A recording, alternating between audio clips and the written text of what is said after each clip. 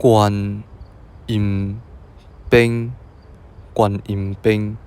This is a Cantonese phrase.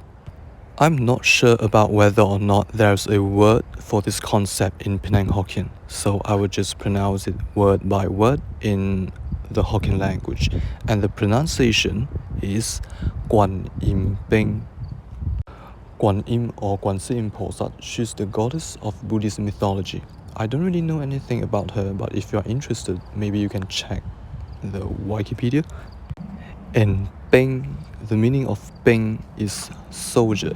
So Koan-im-peng, it literally means the soldier of Guan-si-im-po-sat.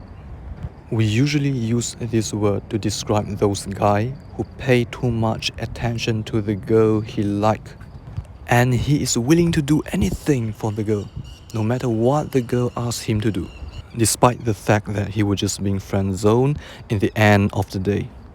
And this kind of person is Koan-im-peng. Koan-im-peng. The equivalent word for this concept in English should be Simp, S-I-M-P, and in Mandarin Chinese it is 舔狗.